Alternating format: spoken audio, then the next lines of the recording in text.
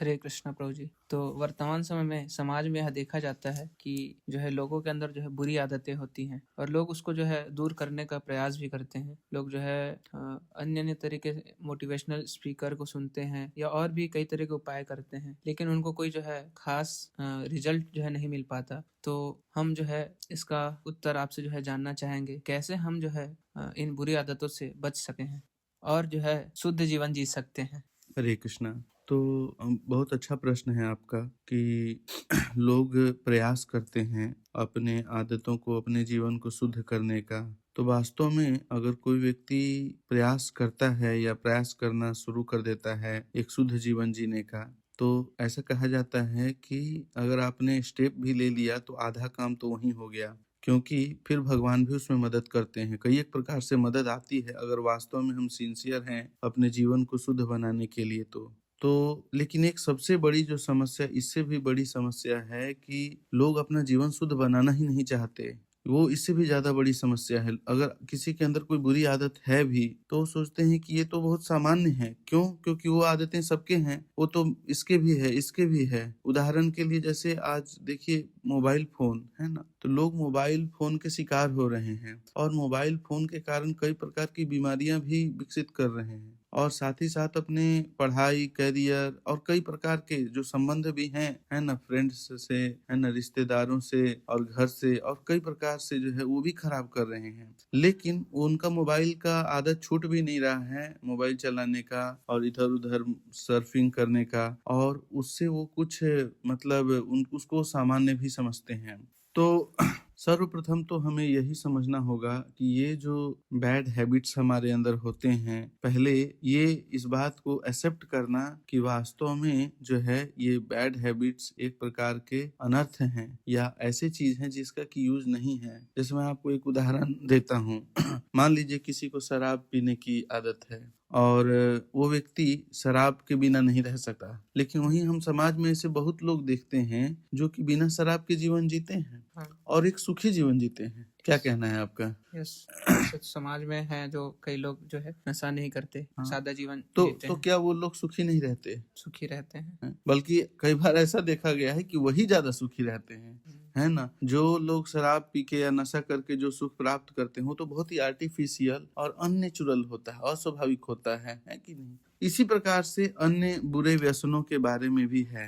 इसीलिए शास्त्रों में इसको अनर्थ बोलते हैं। अनर्थ, अर्थ मतलब वो चीज जिसका कि आपके जीवन में उपयोग है, लेकिन अनर्थ उस वस्तु को कहते हैं जिसका आपके जीवन में कोई उपयोग नहीं है। तो देखिए, लेकिन जो आपका ये प्रश्न है कि लोग प्रयास तो करते हैं लेकिन वो और कुछ कुछ तरीके भी अपनाते हैं, लेकिन उनको कोई टेंजिबल रिजल्ट नहीं मिलता। क्योंकि इसका मूल कारण ये है क्योंकि वास्तव में किसी को आइडिया नहीं है कि हम अपने जीवन से या अपने व्यक्ति से, व्यक्तिगत पर्सनैलिटी से जो है इन बुरी व्यसनों को, इन अनर्थों को किस प्रकार से निकाल सकें। लोगों को आइडिया नहीं है, इसीलिए या तो ये मान लेते हैं कि ये let it be the part of our life, हमको अपने जीवन का हिस्सा बनने दीजिए, चलने दीजिए, है ना। या तो अगर उनके अंदर बुराई है भी तो वो स्वीकार कर लेते कि मैं ऐसा बुरा व्यक्ति हूँ और मैं चेंज नहीं हो सकता। लेकिन वास्तव में आप देखेंगे कि अगर ऐसी बात होती कि कोई व्यक्ति चेंज नहीं हो सकता है तो फिर शास्त्रों में इतने सारे इंस्ट्रक्शंस भगवान नहीं देते, है ना। हाँ, ये हम अवश्य कह सकते हैं कि वर्तमान समय में इस प्रकार की शिक्षा पे या इस प्रकार की पद्धति पे कोई जोर नहीं दिया गया है कि आप एक शुद्ध जीवन कैसे बिता सकते हैं। ऐसी कोई तकनीक नहीं विकसित की गई है। शास्त्रों में यद्यपि उपदेश हैं, लेकिन ऐसे टीचर्स या ऐसे फैकल्टीज बहुत कम हैं जो लोगों को ये अनुभव के माध्यम से बता सकें कि आप अपने जीवन में परिवर्तन कैसे ला सके हो। जैसे उदाहरण के लिए कोई व्यक्ति कितना भी थ्योरी पढ़ ले कि भाई चपाती जो है कैसे बनाते हैं, आटे का डो तैयार करते हैं, फिर उसको गोल बेलते हैं, फिर उसको रख के सेकते हैं, but at the end of the day जब वो चपाती बनाने जाएगा he will face so many problem. पहले तो डो बनाने में ही प्रॉब्लम, फिर उसको बेलने में प्रॉब्लम, उसके बाद फिर उसको सेकने में प्रॉब्लम, फुलाने में problem, unless he gets some experienced person जिसको की अनुभव है चपाती बनाने का, एंड ही लर्न्स, वो सीखता है कि कैसे इसको करते हैं, तब तक जो है वो अच्छी चपाती नहीं बना सकता।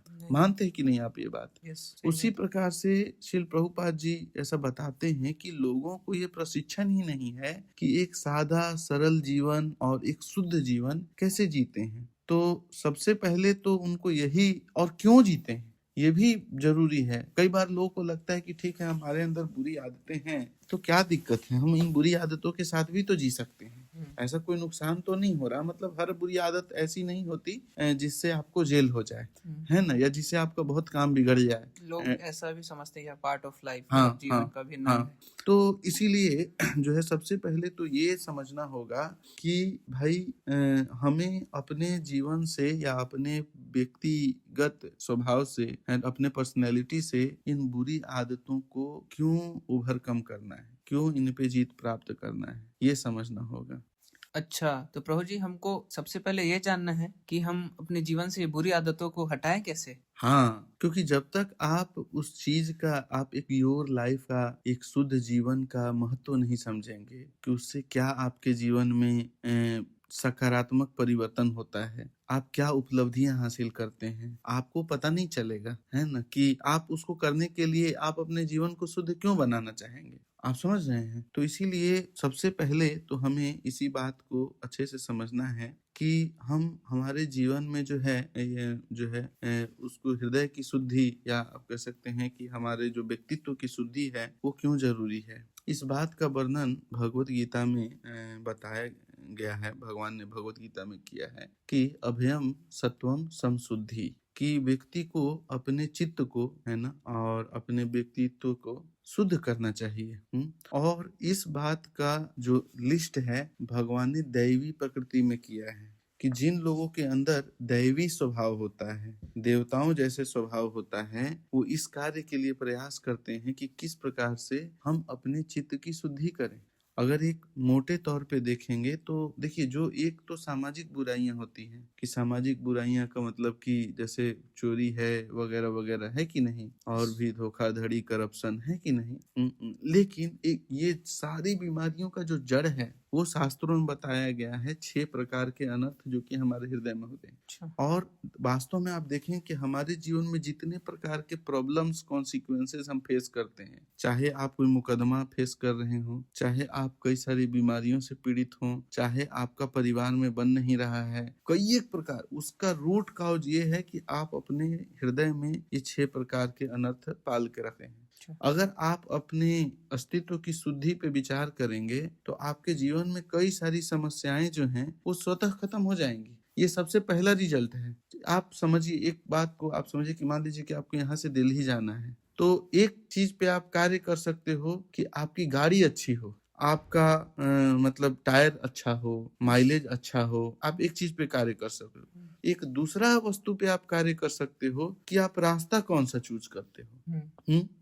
जैसे कि आप किसी रास्ते से जा सकते हैं, वहां बहुत ब्रेकर्स हैं, रोड उबड़ खाबड़ हैं, आप अपनी गाड़ी कितनी भी अच्छी बना लीजिए, क्या उस रास्ते पे आप अच्छे से पहुंच पाएंगे? नहीं पहुंच पाएंगे। या हो सकता है कि जो है आपको कई प्रकार की कठिनाइयों का सामना करना पड़ जाए। लेकिन अगर आप कोई एक ऐसा रास्ता चुनते हैं जो कि एकदम प्लेन हाईवे है ना, वहां पे कोई दिक्कत भी नहीं है कि नहीं, तो आप बहुत ही सरलता से अपने गंतव्य तक पहुंचते हैं। आप देखेंगे कि हमारे जीवन के लगभग सारी चीजें निर्धारित है। ऐसे कहा जाता है कि देखिए, B for birth, D for death, तो बी से लेके डी तक जो है वो फिक्स है। बीच में एक लेटर आता है सी का मतलब क्या होता है? चॉइस। यानी कि आप चुन सकते हो बर्थ और डेथ के बीच में कि आप किस प्रकार का जीवन जीना चाहते हैं।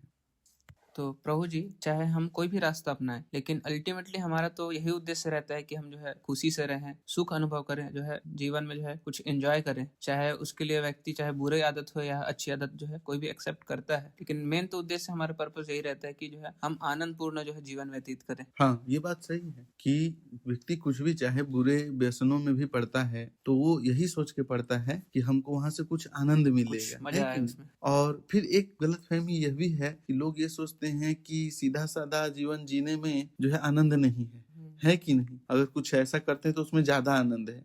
लेकिन वास्तव में सच्चाई नहीं है। अगर आप देखेंगे तो आनंद का वास्तविक स्रोत जो है वो भगवान से आता है। जैसे भगवान भगवद गीता में बता भी रहे हैं कि मान लीजिए आप बहुत प्यासे हैं तो आप पानी पीते हो, तो वो पानी पीते हो आपको एक टेस्ट आता है। भगवान बोले वो टेस्ट उसमें किसने डाला? हमने तो नहीं डाला, है कि नहीं? आप देखेंगे दुनिया में बहुत सारी चीजों में स्वाभाविक टेस्ट दिया हुआ है और अच्छे से लेकर बुरे चीजों में स्वाभाविक टेस्ट दिया हुआ है, लेकिन हर प्रकार के आनंद को जो हम एक्सपीरियंस करते हैं उसका ना अलग अलग कॉन्सिक्वेंस है। जो आनंद हम पापपूर्ण या बुरे व्यसनों से प्राप्त करते हैं उसका स्वभाव भगवान बता रहे हैं कि शुरू में तो आनंद होगा लेकिन वो बाद में महान दुख का कारण बनेगा। लेकिन जो आनंद जो है हम उन चीजों से प्राप्त करते हैं जो कि हमारा हो सकता है कि वैसा स्वभाव ना हो, लेकिन वो शास्त्रों का आदेश है। तो यद्यपि शुरू में हमें जो है वो कठिन लगे लेकिन बाद में वो ब्लिस प्रदान करेगा। जैसे मैं आप सिंपल एक बताता हूँ कि कोई व्यक्ति है उसे सुबह उठने की आदत नहीं है,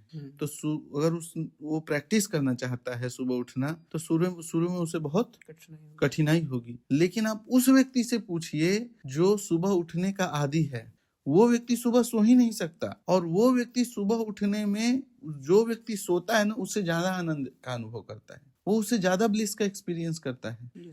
आप समझ गए? बल्कि आप देखेंगे कि मतलब जो लोग लेट उठते हैं बाद में वो कई सारे बीमारी कॉन्ट्रैक्ट कर लेते हैं, उनके मेमोरी लॉस होता है, उनके कई प्रकार के डिप्रेशन वगैरह चीजें होती है, लेकिन जो सुबह सुबह उठते हैं उनका माइंड कई तरह से जो है वो फ्रेश होता है कि नहीं?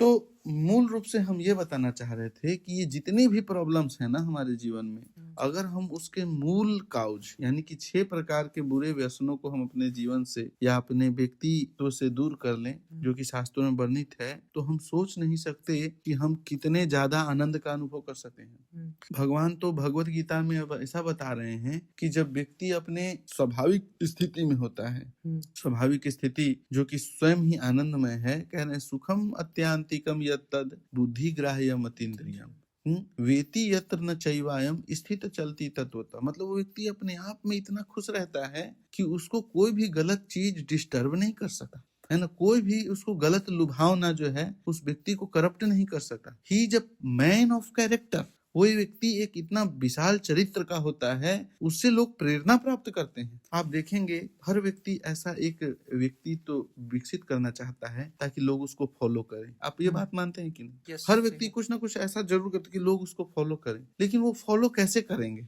आपको ये बात मतलब जाननी चाहिए कि जब तक आपके अंदर कुछ हाई कैरेक्टर नहीं हो तब तक व्यक्ति आपको फॉलो नहीं कर सका।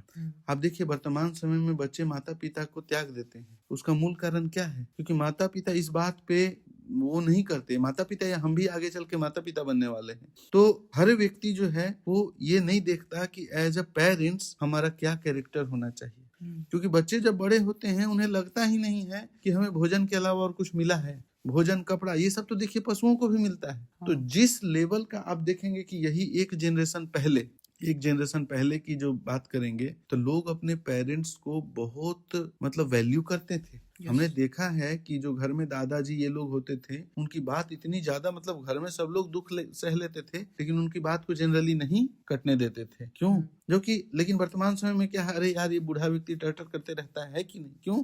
क्योंकि उनको ऐसा लगता है कि इन्होंने हमें कुछ दिया है। लेकिन वर्तमान समय में क्योंकि बच्चे चरित्र से हीन हैं, कैरेक्टर से हीन हैं, उन्हें ऐसा लगता ही नहीं कि हमें कुछ मिला है।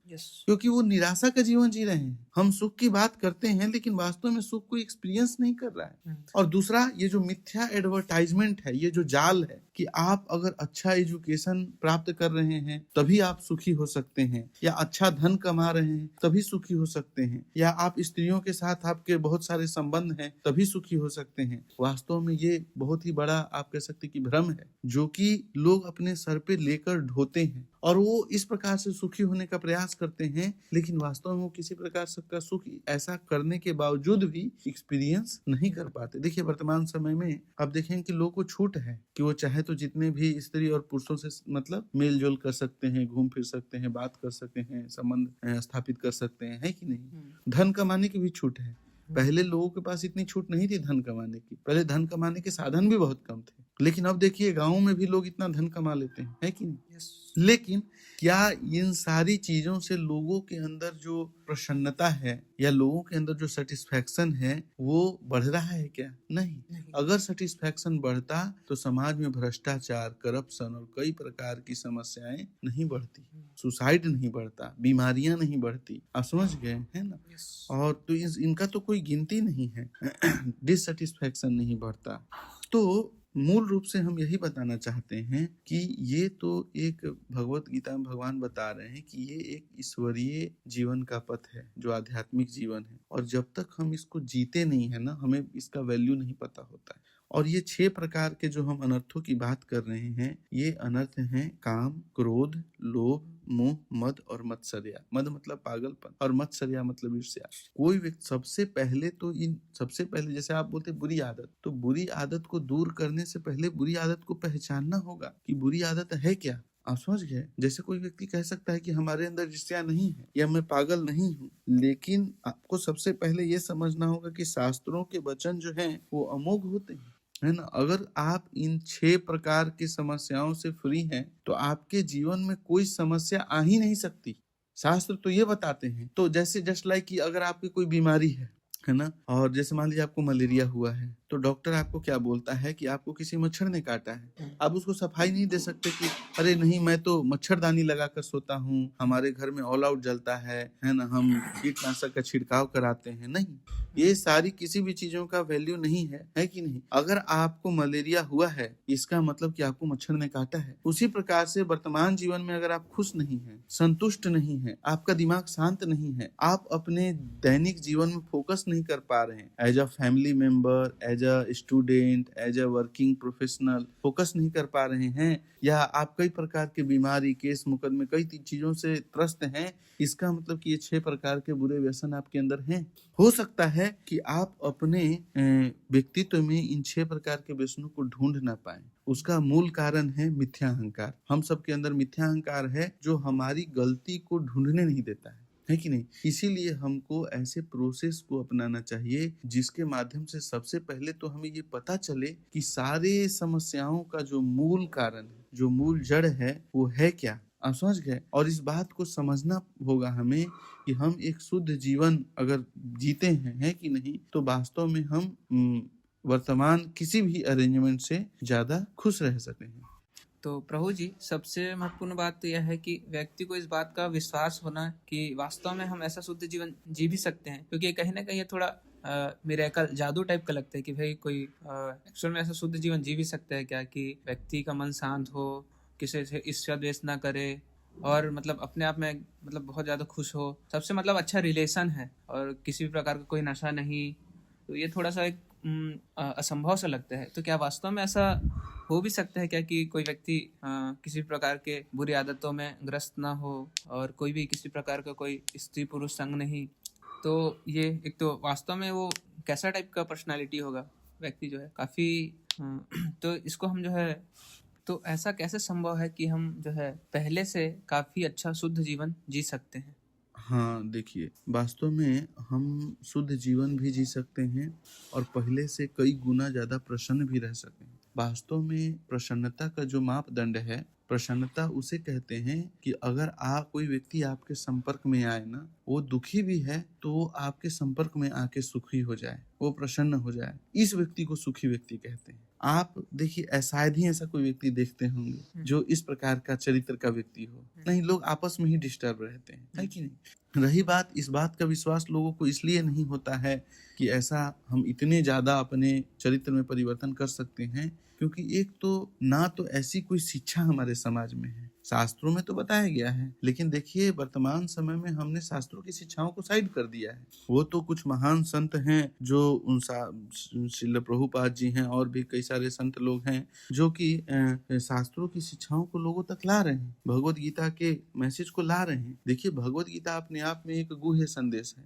तो उसको तो पढ़ के सामान्य व्यक्ति ऐसी नहीं समझ सकता जब तक वो चीज अंडर आवर डिस्कशन ना हो, है कि नहीं? जब तक आप उस पर चर्चा नहीं करेंगे कि इसका क्या अर्थ है, इसका क्या अर्थ है। अब देखिए, थोड़ी मोड़ी चीज को पढ़ने के लिए व्यक्ति 10 साल लगा देते हैं। अगर आप 10 साल के करिकुलम देखेंगे तो हम पढ़ाई ही क्या करते हैं, जोड़ घटाव गुना भाग, है कि नहीं? और वही चीज फिर अलजेब्रा के टर्म्स में, और फिर ऐसे कुछ चीजें विज्ञान के फॉर्म में, है ना। तो बहुत थोड़ी सी चीजें पढ़ते हैं, कोई बहुत ज्यादा नहीं पढ़ते, लेकिन 10 साल लगाते हैं। लेकिन आध्यात्मिक ज्ञान जो है, हम चाहते हैं कि हम तुरंत हमें प्राप्त हो जाए, है कि नहीं? वास्तव में किसी भी चीज, एक कहावत है ना कि किसी चीज का जब हम अभ्यास करते हैं तो हमें उसमें परफेक्शन आता है। एक्चुअली अर्जुन को भगवान ने भगवत गीता में बताया है कि किस प्रकार से हम अपने मतलब मन को नियंत्रित कर सकते हैं, हम बुरी आदतों से बाहर निकल सकते हैं। अर्जुन पूछते भी हैं और भगवान बताते भी हैं, लेकिन और सुनने के बाद अर्जुन बोलते भी हैं कि ये तो बहुत कठिन लग रहा है। लेकिन भगवान उनको कहते हैं कि ये कठिन लग रहा है, लेकिन अगर आप इस चीज का अभ्यास करेंगे तो ये संभव है। भगवान ये नहीं बोल रहे हैं कि ये इम्पॉसिबल है कि नहीं? तो अभ्यास है और डिटर्मिनेशन है, ये अगर हमको प्रॉपर संगति होता है। जैसे आप देखिए, कोई अच्छा व्यक्ति भी होता है और अगर वो किसी शराबी का संग करे, जुआरी का संग करे, तो वो कहीं ना कहीं मतलब प्रभावित होता है कि नहीं? तो इसीलिए जो है हमें देखना होगा कि अगर हम अपने जीवन में सकारात्मक परिवर्तन करना चाहते हैं तो हमें किसी ऐसे व्यक्ति का संग लेना पड़ेगा, है ना, जो कि इन सब चीजों को करने में जो है वो अभ्यस्त है कि नहीं, इन सब चीजों का करने में माहिर व्यक्ति है कि नहीं? और सबसे बड़ी बात तो कि हमें ये समझना होगा कि हमें शुरुआत कहाँ से करनी है। आप जैसे बहुत सारी चीजें हैं, लेकिन आपको शुरुआत कहाँ से करनी है कि नहीं? तो प्रभु जी, सबसे पहले आप हमें ये बताइए कि शुरुआत कहाँ से करनी चाहिए। क्या भागवत गीता पढ़ें, भागवत पढ़ें, या सुबह उठें, या मंदिर जाएं, या नाम जप करें? मतलब कहाँ से प्रोसेस, कहाँ से स्टार्ट करना चाहिए जिससे हम जो है इस चीज को दूर कर सके हमारे जीवन से? हाँ, देखिए, अगर आप अपने जीवन में सकारात्मक चेंज लाना चाहते हैं, पॉजिटिव चेंज लाना चाहते हैं और बुरी आदतों से दूर होना चाहते हैं, तो सर्वप्रथम जो हमको एक चीज जो हमारे जीवन में लाना चाहिए, जो ऐसा ज्यादातर जो है संत लोग बताते हैं और शास्त्रों का भी ऐसा कहना है कि हमें एक बेस्ट एसोसिएशन ढूंढना चाहिए। सबसे प्रारंभ का जो चीज है ना, वो क्या है? संगति। मतलब आप एक ऐसा स्पिरिचुअल फेलो ढूंढो, एक ऐसा आध्यात्मिक व्यक्ति ढूंढो जो कि आपको हेल्प कर सके। और केवल ढूंढना नहीं है, जाके उनको ये बात बताना है कि प्रभु जी, मैं अपने जीवन में एक सकारात्मक परिवर्तन लाना चाहता हूँ, मुझे क्या करना चाहिए, है कि नहीं? अब देखिए, प्रभुपाद जी की कृपा से आज जो है वो दुनिया के कोने कोने में आपको साधु पुरुष मिल सकते हैं, है कि नहीं? अगर किसी को नहीं मिलता, ऐसा संग नहीं मिलता, तो उस संग को हमको आध्यात्मिक पुस्तकों के माध्यम से प्राप्त करना चाहिए। आप समझ गए? उस स्थिति में देखिए, अगर किसी को किसी साधु पुरुष का संगति अवेलेबल है, तो वो सबसे सरल होगा वो तरीका कि वो उनसे जाए, मिले और बात करे, है कि नहीं? और ऑफ कोर्स वो व्यक्ति हमेशा आप उनके साथ नहीं रहेंगे, तो खुद ही आपको बताएंगे कि आप थोड़ा ये पुस्तक पढ़िए, है ना, आप थोड़ा ये जप कीजिए, है कि नहीं? आपको कुछ विधियां भी बताएंगे। लेकिन जो सर्वप्रथम कार्य है हमारा कि हम अपने एंड से इनिशिएटिव लेके एक रिलेशनशिप स्टैब्लिश करें, एक दोस्ती स्टैब्लिश करें, एक आध्यात्मिक मित्र की तलाश करें, है ना, स्पिरिचुअल फ्रेंड या फैसिलिटेटर आप कह सकें, है कि नहीं? ऐसा शास्त्रों में बताया गया है कि साधु संग सर्वशास्त्र कहे, लव मात्र साधु संग सर्व सिद्धि है। वास्तव में ये विश्वास करने की बात है, हम अपने जीवन में जितनी भी चीजों के लिए प्रयास करते हैं ना, जितने भी तरह के मेहनत और तपस्या करते हैं, वो सारी चीजें हमको बहुत ही आसानी से मिल सकती हैं अगर हम सही तरीका अपनाएं तो। आपको क्या लगता है, इस संसार में जितनी भी चीजों को हम एंजॉय करने का प्रयास करते हैं, वो हमें कौन देता है? उसकी व्यवस्था तो भगवान ने ही बनाई है ना, है कि नहीं?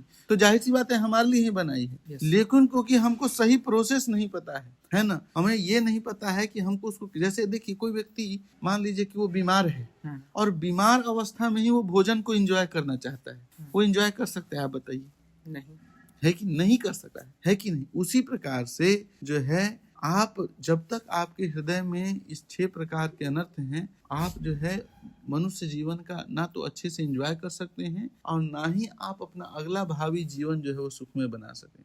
तो इसीलिए हमारा जो सबसे पहला कर्तव्य है हमारा कि हम किसी ऐसे एक फ्रेंड को अप्रोच करें, ऐसे एक मित्र को अप्रोच करें जो कि हमें गाइड कर सकता है कि नहीं? और अगर तब तक के लिए, जब तक कि ऐसा एसोसिएशन अवेलेबल नहीं है या हमारे अंदर इतने गट्स नहीं है कि हम जाके उनको बोले कि मैं अंदर बुरी आदतों से फंसा हुआ हूँ और मैं एक शुद्ध जीवन जीना चाहता हूँ, है कि नहीं, और उनसे मैत्री स्थापित करें, तब तक के लिए उस व्यक्ति को क्या करना चाहिए, उसे हरे कृष्ण महामंत्र का जप करना चाहिए और भगवत गीता या इस प्रकार के कोई अन्य भक्ति में शास्त्र पढ़ने चाहिए, है ना, जिसमें भक्ति का उल्लेख है ना। अन्य वैसे शास्त्र नहीं पढ़ने चाहिए जिनमें ज्ञान और कर्म के बारे में बताया गया है, क्योंकि ये आपके अंदर की बीमारी को एग्रेवेट करेंगे, ये उसको सॉल्व नहीं। इसका ऐसा भी भगवत गीता में भगवान ने बताया है कि किस प्रकार से हम अपने अंदर के बुरे व्यसनों को दूर कर सकते हैं। तो इन शॉर्ट अगर आप कहेंगे तो मैं यही सलाह दूंगा कि सबसे पहले तो एक आध्यात्मिक मित्र की तलाश करनी चाहिए। जब तक वो नहीं मिल रहा है या हम उसको अप्रोच नहीं कर पा रहे, तब तक के लिए हमें बैठ के हरे कृष्ण महामंत्र का जप करना चाहिए। हरे कृष्ण कृष्ण कृष्ण हरे हरे, हरे राम राम राम हरे हरे। और साथ ही साथ हम पंच तत्व मंत्र का भी जप कर सकें, जो इस प्रकार से है, जय श्री कृष्ण चैतन्य प्रभु नित्यानंद श्री अद्वैत गदाधर श्रीवासादि गौर भक्त वृंद। तो इस मंत्र का जप करें, फिर हरे कृष्ण महामंत्र का जप करें, है ना, और भगवान से सही डायरेक्शन की मांग करें, प्रार्थना करें कि हे प्रभु आप मुझे सही डायरेक्शन दीजिए, है ना। और फिर जो है पुस्तकों का, भगवत गीता, श्रीमद् भागवतम या अन्य पुस्तकों का अध्ययन करें, है ना। सो ग्रेजुअली आप देखेंगे कि धीरे धीरे आपको एक अच्छा संग मिलता है और जो डिवोटीज हैं वो आपको गाइड करेंगे। आप बहुत ही आसानी से ये जो मैंने 6 प्रकार के बुरी आदतों के बारे में बताया, आप इससे फ्री हो सकें, आप इन व्यसनों से दूर हो सकें, और उसके बाद जो है आप देखेंगे कि वास्तव में आपका जीवन जो है वो बहुत ही आनंदमय है और आप हर क्षेत्र में एक्सेल कर सकें, है ना। चाहे वो आपका एक अपने पारिवारिक जिम्मेदारियों का कर्तव्य निभाने में हो, चाहे वो पढ़ाई से संबंधित हो या आपके ऑफिस या बिजनेस कारोबार में हो, हर क्षेत्र में आप एक्सेल कर सकते हैं। तो बहुत बहुत धन्यवाद प्रभु जी, काफ़ी अच्छे तरीके से आपने बताया कि कैसे हम अपने अंदर के बुरी आदतों को जो है दूर कर सकते हैं, और काफ़ी अच्छे तरीके से आपने जो है प्रोसेस भी बताए कि जो है हम अच्छा एक गुड एसोसिएशन के माध्यम से कैसे इस चीज़ से बच सकते हैं। तो मैं बहुत बहुत धन्यवाद देना चाहूँगा, और साथ ही साथ जो श्रोताएं हैं उनको जो है मैं निवेदन करना चाहूँगा कि जो है ऐसे ही और भी कई तरीके से ऐसे और भी कई टॉपिक्स पे जो है श्रवण करने के लिए जो है आप इस नंबर पे जो है आप व्हाट्सअप कर सकते हैं 8800437973। हरे कृष्णा।